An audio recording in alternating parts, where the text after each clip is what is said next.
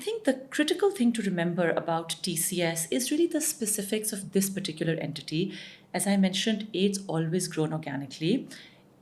It has a very entrepreneurial ethos, and that comes directly from my father. So this is a business which really bears a very strong imprint of, I wouldn't even say the family, I would say specifically the owner, the founder, which is my father, the cultural values, and that is also linked to the purpose of the organization, right? And I think as a family business owner, one really has to think very hard. And we can go into further questions about management versus ownership, but how do you actually think about your business as a family member? Is it just there because your capital is invested in it and therefore it is a means of capital returns and supporting the income of the family? Or does it serve something deeper?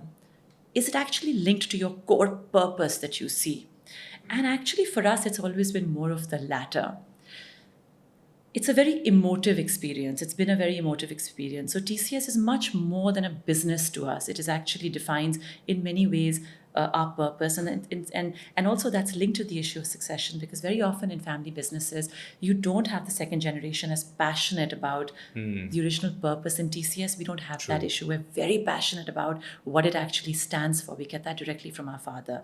And so when the issue came of sale or divestment, it was much more than the number that you've tabled.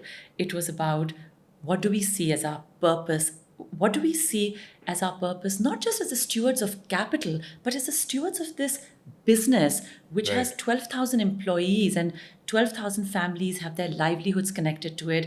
It offers services which we see as integral to the economy of this country. We serve the length and breadth, as I mentioned, but also across the the different sectors of the economy.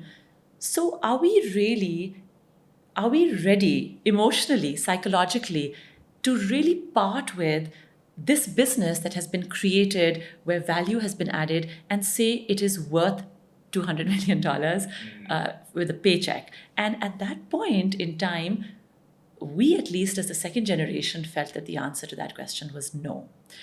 That the value that we assigned to this company was far greater than that monetary number.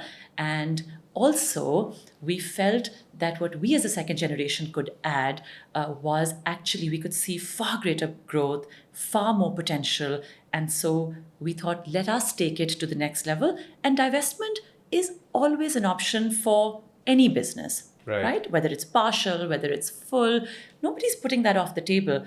But at that particular point in time, because you referenced a particular weekend, it was more of an evaluation of where does value lie for us. And we really wanted to sort of roll up our sleeves, get into it, and add to the value of that.